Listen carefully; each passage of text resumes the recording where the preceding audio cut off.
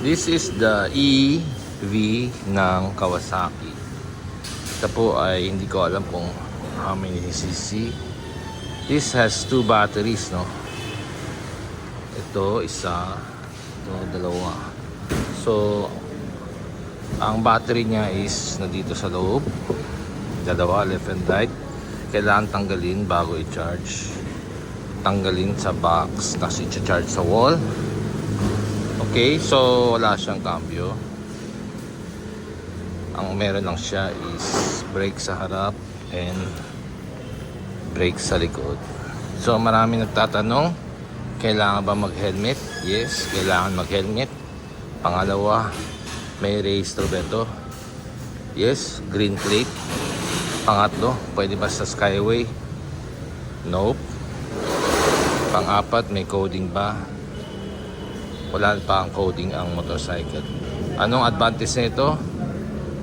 Ang advantage, nakakatipid ka sa gasolina araw-araw pagpasok. Ano ang range? Ang range sa full tank is 45 km kilometers. Full tank full bat pala. So, ang disadvantage lang, hindi ka marinig. Pangalawa, wala siyang handbrake. So, hindi mo maparada sa hindi pantay na kalsada dahil dudulas siya. Pangatlo, wala siyang center stand. Ayun. Pero the rest, okay naman. Meron siyang... Sandali maingay. Meron siyang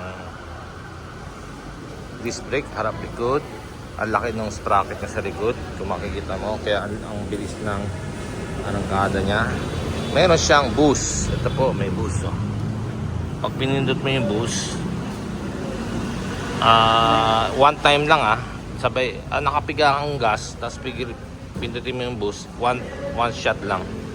Pagbibigyan ka niya hanggang 100. Oras na close mo yung throttle, babalik mo, wala na. 60 ang maximum lang yan. 60 to 61. Okay, trinay ka na ba may angkas? Hindi. Makapit ba yung gulong? Okay naman. Ano ba? Presyo, ang mahal, 500,000. Pero binili ko tong second hand. Which is mura lang. Marami ba accessories? Wala. So, advantage?